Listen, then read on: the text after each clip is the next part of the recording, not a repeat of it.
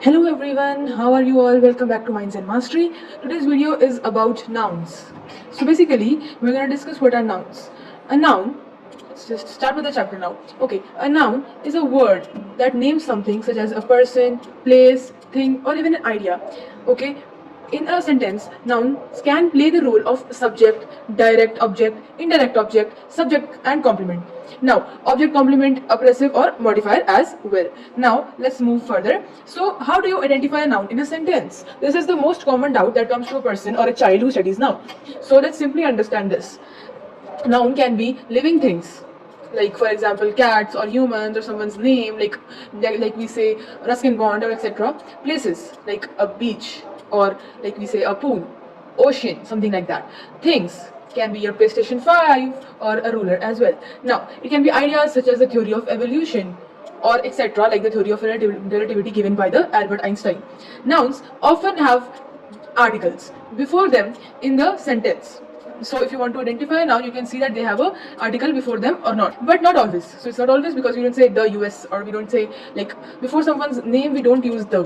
So it's not always like the person's name, let's say the Ria or even the Albert Einstein would be a case here. So we don't use the term the or the article the before any proper noun, like usually like Albert Einstein or something like that. Sometimes you'll see adjectives like red or some before nouns, like some footballs, some books, so etc. Aside from first words in the sentence, if a word is capitalized, it's most likely a proper noun. So we'll understand what are proper nouns further, but for now they are just capitalized and we say that they're proper, like a person's name.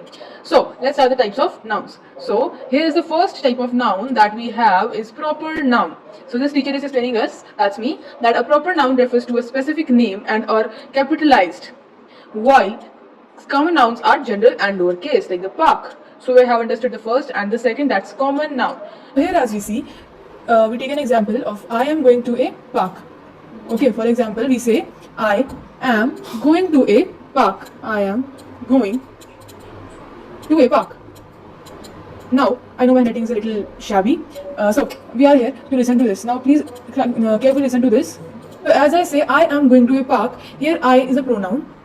If you want a video on pronouns, please comment below. Am is a helping verb. Going is a verb, that is the main verb, and then it is to a park. So here, park is a noun.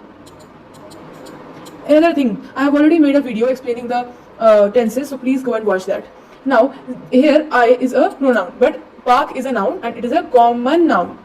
So it is general and lowercase. Of course, it's lowercase. Proper nouns are basically starting from capital, like Tina. So here Tina is a name. You can look here, Tina.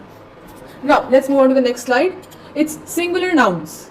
Name one thing. Plural noun, name more than one thing. Like cat is a singular noun. Cats is a plural noun. And the possessive nouns indicate ownership. Like I say, my toy. So here, my toy. So here, this is a singular noun. And toy is a singular noun, and this is a possessive noun. Now, a singular noun refers to a person, place, thing, or idea that basically has a singular verb. So this is basically part of common nouns. Okay? This is not another kind of, we can say, separate type of noun, but it is a type of common noun itself. Even plural noun is a type of common noun, and even possessive noun is a type of common noun. Next, concrete nouns. Okay, refer to a physical object perceived by senses. Doorbell. Like for example, house. So it is a concrete noun. Then we say abstract noun, refer to the intangible concepts like freedom and etc. Collective, we'll discuss about the abstract noun further. Let's now first discuss collective nouns. They basically show a group, kind of a group. So here we say collective noun is like basically group of people or an army. Okay, let's go on the next slide to understand these two in detail. Countable nouns, we'll discuss this later. First, let's understand an abstract noun. Abstract noun is basically something that cannot be perceived by senses. For example, love. We cannot see it, but we can understand it. Next is collective nouns. For example, I say school of fish. So it's basically school of fish. And this image is showing army. That is also a collective noun. Next, a collective noun denotes a group or collection of people or things. Now, let's move on back to the countable nouns. Where are we? Yeah, countable nouns. So these countable nouns are basically telling us the things that can be counted. Though there are also uncountable nouns. Like I say rice or water. But like I say apples are countable.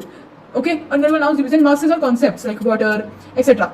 Ice cubes can be counted, so they are countable nouns. Glasses of water can be counted, so they are countable nouns. So thank you so much for watching this video, guys. If you want more videos on English, please subscribe to our channel for more videos.